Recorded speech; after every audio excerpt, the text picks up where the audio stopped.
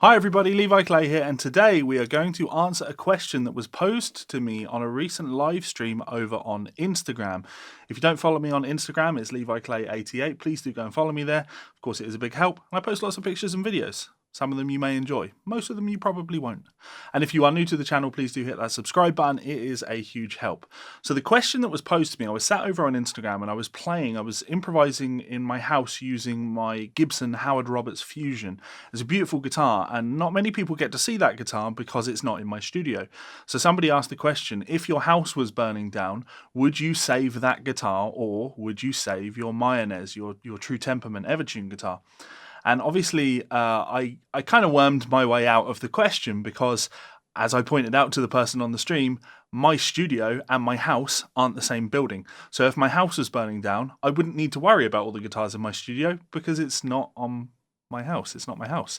So I got around it. But actually, when push came to shove, I think I decided I would rather replace the Mayonnaise, the True Temperament, and save the Gibson, because the Gibson is an old guitar from 1994. It's not easily replaceable. Now, let's be fair, the Mayonnaise True Temperament is not easily replaceable. It's a huge expense to replace it, but it is replaceable. And that got me really thinking, if the worst happened and my studio caught fire, what would I do? Now, this is a really interesting question because it's a hard one to really think about, and I'd be really interested to know your personal stories on this, guys. What would your go-to thing be? What would you save if your studio, your house was on fire? You can only pick one piece of gear because there's a lot more thought that goes into this than you might initially think, right? So it seemed relatively obvious that if my studio was burning down, I should probably go and save my Mayonnaise True Temperament Evertune guitar. It's probably the most expensive guitar in the studio. They are not cheap guitars by any stretch of the imagination. But then I came back to the idea of, well, it is replaceable, and I don't play it all the time. So when I make that argument, I have to think to myself, well, maybe I go and save my Fender, my Mexican Telecaster. But again, it's a Mexican Telecaster. It's easily replaceable. And while it is the guitar I play more than any of my other guitars, that's just because it's a workman's tool rather than it being anything particularly incredible. I love the guitar, but because it's a cool tool. So I could replace that. I could replace it for any tool, and I can do my job on any guitar. I might want to save my Rev amplification generator 120. Incredible amp. It's got mine and Mike's faces on it. Killer amp, absolutely love it, but again, it's replaceable. There's so much gear in this studio that I could do that with. I could save my cameras. It would be hard to set up my business again if those all burned down. I could save my Kempo because I use it to record. I could save my PC. That would be a smart thing to save, right? Because all of my work is on this. But I'm smart enough to back all of my work up using Dropbox. So again, if the PC died, it might be an expense, but it is replaceable. Everything in this studio is really replaceable, apart from one guitar in particular. Now, you don't see it on this channel all that often anymore, but I still have it. It's still a treasured possession of mine. So allow me to present. This is my Vigier Excalibur Ultra. It's a stunning guitar. I've been playing this guitar since 2013, January 2013. It's got a few dings and scratches on it, but this guitar was the one that my first real expense when I set up my business. And it was the guitar that saw me through all of my struggles at the start of my business when things weren't going the way you'd want them to. It's the guitar that things started to pick up with. It's a guitar that I traveled around the world with. It's a guitar that has been seen in many Lick Library videos. It is a guitar that has been a part of many interviews.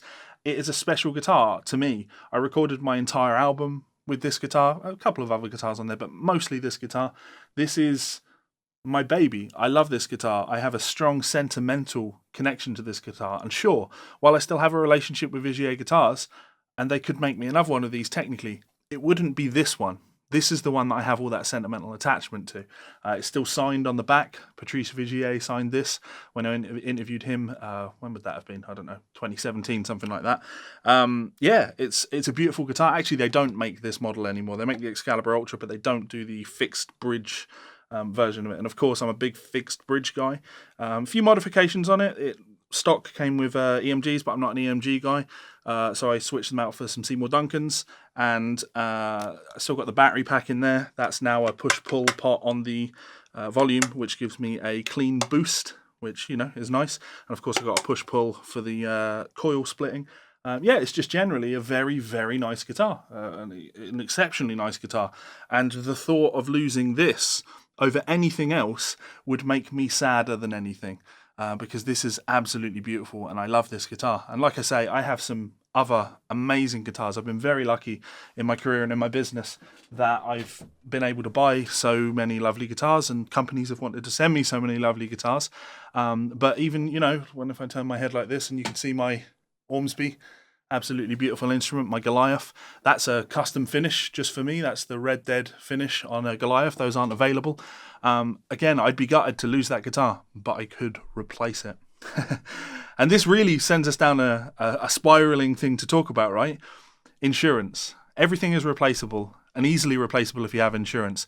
But insurance is a hard thing to get when it's musical instruments, because they are high value items, and therefore you're not going to get that peace of mind. You take out insurance on all of your stuff, and if the worst happened and there was a fire here, I wouldn't even be close to confident that I'm going to get a fraction of what I deserve, because insurance companies are going to work their way around that. So what I have taken from that is maybe it's time to move my Excalibur over into my house and not leave it in the studio, because I would be devastated if I lost that guitar. But what do you guys have to say? What is your most treasured piece of gear? Let me know in that comments section below. And I don't just want to know what it is. Why is it so important to you? Like, what's the sentimental attachment to it? Is it the case that you just spent a lot of money on it? Because to be fair, I didn't spend a lot of money on that. I got that for £999.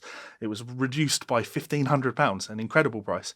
So it's by no means my most expensive guitar.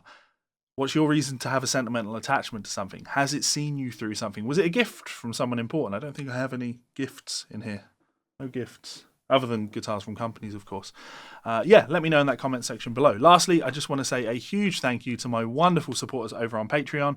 You guys are the thing that make it possible that if this studio did burn down, I might be able to replace one of the pieces of gear in it, which is a reasonably nice thought. Hopefully that doesn't happen. Incredible way to support the channel. Link in the description. You can get access to my private patron-only Facebook group for as little as $1. And lots of cool stuff going on in there. You can download tabs and all that good stuff. And if that doesn't suit, you can also head on over to Amazon, check out one of my books. I have many available, more than just those. And again, they keep the lights on. So if you could do that, that would be very much appreciated. Thank you so much for all of the love, kindness, and support, guys. If you have any questions, please do let me know. And I will see you for another video very soon. Goodbye.